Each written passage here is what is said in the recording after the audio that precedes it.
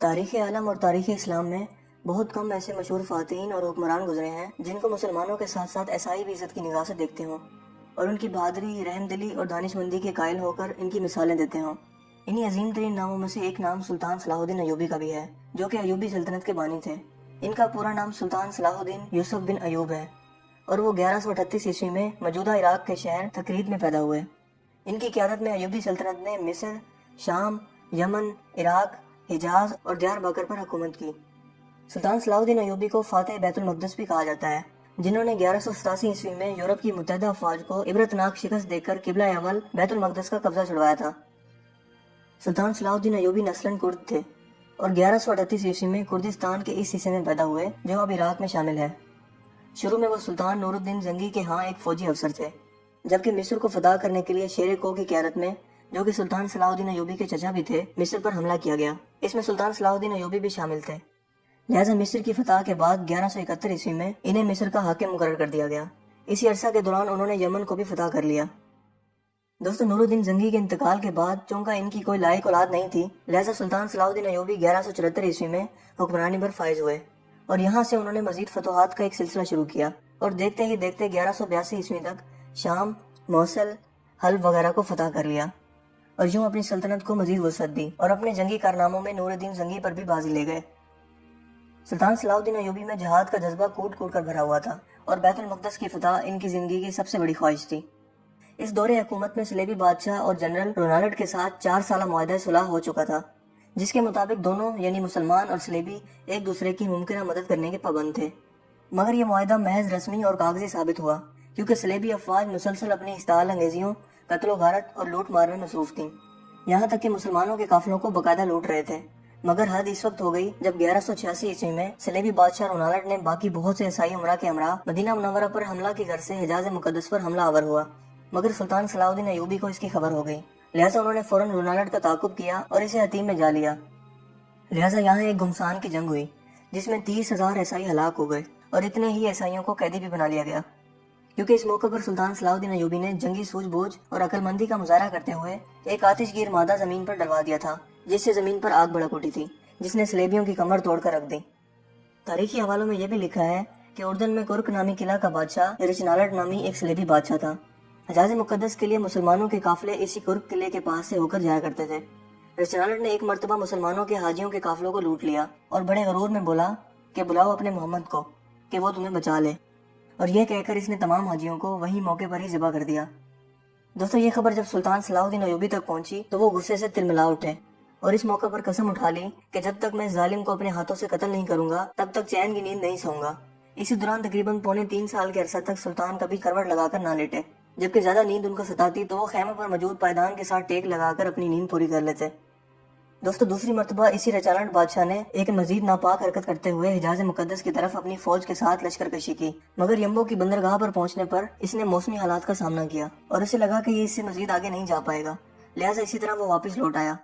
اس موقع پر بھی جب سلطان صلاح الدین ایوبی کو اس چیز کی خبر ہوئی تو انہوں نے رچنالڈ کے قتل کی دوبارہ قسم کھائی۔ دوستو، سلطان صلاح الدین ایوبی کو صلیبی اپنی حکومت اور نسل کے لیے سب سے بڑا خطرہ قرار دیتے تھے، کیونکہ وہ ان کی ذہانت، بہادری اور جنگی حکمت عملی کے قائل تھے، لہٰذا اس بار انہوں نے 12 عیسائی بادشاہوں کا گٹھ جوڑ قائم کیا اور سلطان صلاح الدین ایوبی پر حملہ کرنے کے لیے نکل کھڑے ہوئے، جبکہ سلطان صلاح الدین ایوبی اکیلا ہی اپنی فوج کے ہمراہ لڑنے کے لیے نکل پڑے اور یوں حطین کے مقام پر تاریخی جنگ ہوئی جس میں پورا یورپ سلطان صلاح الدین ایوبی سے لڑنے کے لیے نکل آیا، مگر پھر بھی انہیں سلطان کے ہاتھوں شکست کا سامنا کرنا پڑا۔ لہٰذا جنگ میں ہارنے کے بعد جب عیسائیوں کے یہ 12 بادشاہ سلطان صلاح الدین ایوبی کے خیمے میں بھیجے گئے تو پیاس کی شدت سے سبھی بادشاہوں کا برا حال تھا۔ سلطان صلاح الدین ایوبی نے سبھی کو پانی پیش کیا سوائے رچنالڈ کے، لہٰذا یروشلم کے بادشاہ ہامفرے نے اپنا پانی بچا کر رچنالڈ کو پیش کیا۔ اس موقع پر سلطان نے ہامفرے کو کہا کہ یہ پانی اسے تم دے رہے ہو، میں نہیں دے رہا، کیونکہ اسلام میں اگر آپ کسی کو پانی پلا دیتے ہیں تو اسے امن کی علامت سمجھا جاتا ہے، پھر آپ اس شخص پر ہاتھ نہیں اٹھا سکتے۔ اس موقع پر سلطان صلاح الدین ایوبی نے رچنالڈ کو اسلام کی دعوت بھی دی، مگر اس نے انکار کر دیا۔ اس کے بعد سلطان صلاح الدین ایوبی نے کہا کہ میں نے تیرے قتل کی 2 مرتبہ قسم کھائی تھی، ایک مرتبہ جب تم نے لشکر حجاز مقدس پر حملہ کیا اور دوسری مرتبہ جب تم نے حاجیوں کے قافلوں کو لوٹا تھا اور کہا تھا کہ بلاؤ اپنے محمد کو کہ وہ تمہیں بچا لے، لہٰذا میں نے ان دونوں موقعوں پر قسم کھائی تھی کہ میں تجھے اپنے ہاتھوں سے قتل کروں گا، اور آج حضرت محمد صلی اللہ علیہ وآلہ وسلم کا ادنا سا خادم اس فریضہ کو سر انجام دینے لگا ہے۔ جس کے بعد سلطان نے اپنی تلوار اٹھائی اور رچنالڈ کی گردن کاٹ دی۔ मगर गर्दन पूरी तरह ना कटी और एक जानिब को लटक गई। ये मंजर देखने के बाद वहां मौजूद तमाम बादशाहों पर कपकपी तारी हो गई। दोस्तों, इस जंग के बाद इस्लामी अफवाज ईसाइयों के इलाकों पर छा गईं। हतीम की फतह के बाद सुल्तान सलाहुद्दीन अयूबी बैतुल मक़दस की फतह के लिए निकल खड़े हुए और एक हफ्ते की मुसलसल खून रेजी के बाद आखिरकार ईसाइयों ने हथियार डाल दिए और रहम की दरखास्त की। यूं बैतुल मक़दस पूरे 91 साल बाद दोबारा मुसलमानों के कब्जे में आ गया और तमाम फ़लस्तीन से मसीही हुकूमत का मुकम्मल खात्मा हो गया। बैतुल मक़दस की फतह सुल्तान सलाहुद्दीन अयूबी की सबसे बड़ी ख्वाहिश थी और इनका सबसे बड़ा कारनामा भी था। इन्होंने मस्जिद अक्सा में दाखिल होकर नूरुद्दीन जंगी का तैयार करदा मिंबर अपने हाथ से मस्जिद में रखा। इस तरह नूरुद्दीन जंगी की ख्वाहिश सुल्तान के हाथों पूरी हुई। सुल्तान सलाहुद्दीन अयूबी ने बैतुल मक़दस में दाखिल होकर वो मुजालिम नहीं किए जो इस शहर पर कब्जे के बाद ईसाई अफवाज ने किए थे। वो एक मिसाली फातेह की हैसियत से बैतुल मक़दस में दाखिल हुए और फिदिया लेकर हर ईसाई को अमान दे दी, जबकि जो गरीब फिदिया नहीं दे सकता था, इनके फिदिये की रकम खुद सलाहुद्दीन अयूबी और उनके भाई मलिकुल आदिल ने खुद अदा की।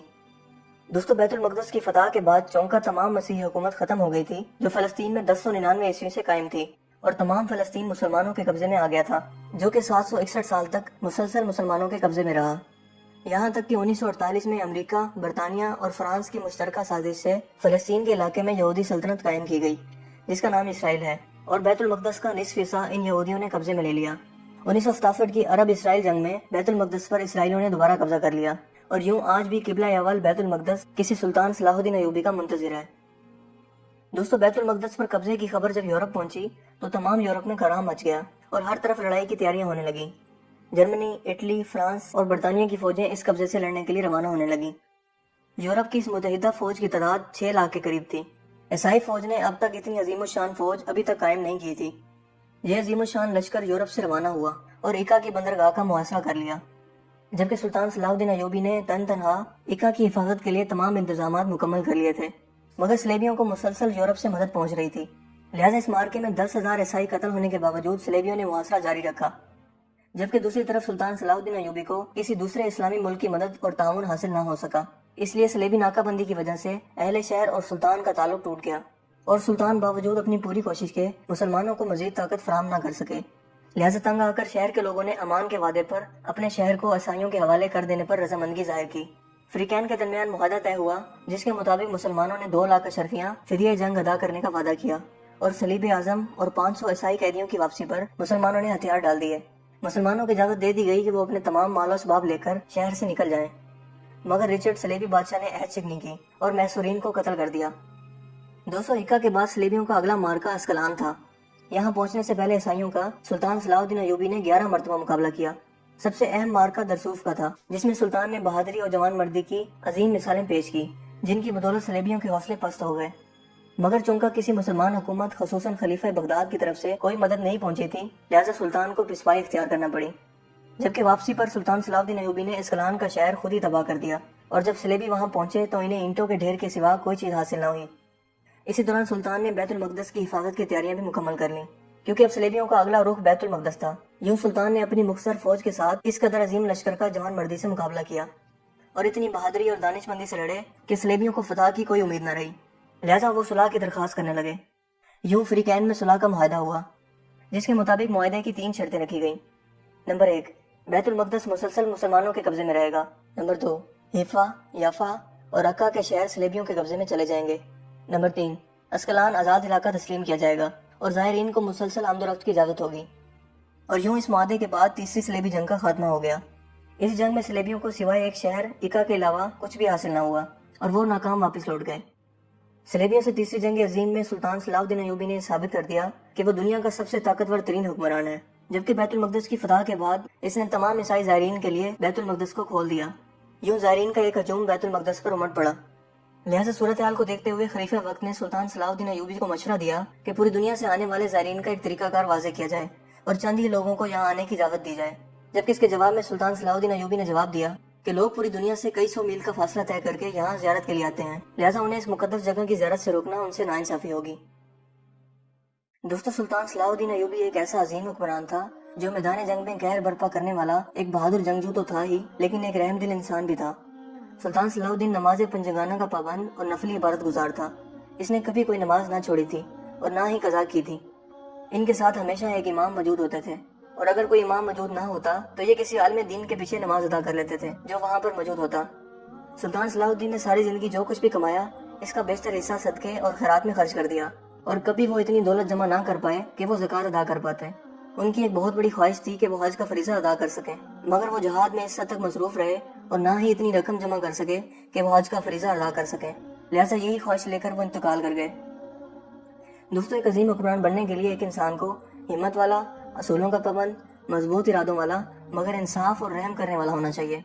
सुल्तान सलाहुद्दीन हर पीर और जुमेरात को एक इजलास मुनक्किद किया करते थे, जिसमें बैठकर वो आम आवाम की फरियाद सुना करते थे। इस महफिल में कानूनदान, काजी साहिबान और आलिम दीन भी शिरकत करते थे। उन्होंने अपनी पूरी जिंदगी में कभी भी किसी की मदद करने में कोई कोताही न बरती और ना ही कभी किसी से बदकलामी की, ना कभी किसी मुसलमान के खिलाफ अपने कलम को इस्तेमाल किया। वो इतने ज्यादा रहम दिल थे कि जब अंग्रेजों का बादशाह शेर दिल रिचर्ड, जो सलाहुद्दीन अयूबी का अज़ली दुश्मन था, बीमार पड़ा तो सुल्तान सलाहुद्दीन अयूबी ने इसकी तबीयत मालूम की और साथ ही फलों का तोहफा भी दे भेजा। वो सलेबी जो भूख और गुर्बत के सताए हुए थे, वो एक दुश्मन की ये आला ज़र्फी देखकर दंग रह गए। लिहाजा यही वजह थी कि ईसाई उनकी बहादुरी और रहमदिली की बिना पर आज तक उनको याद रखते हैं। सुल्तान ने 57 साल की उम्र में वफात पाई और इनके इंतकाल के वक्त इनकी जायदाद की कुल कीमत सिर्फ 47 दिरहम और 1 दिनार थी, और उन्होंने अपनी नस्लों के लिए कोई दौलत के अंबार या असासा न छोड़ा।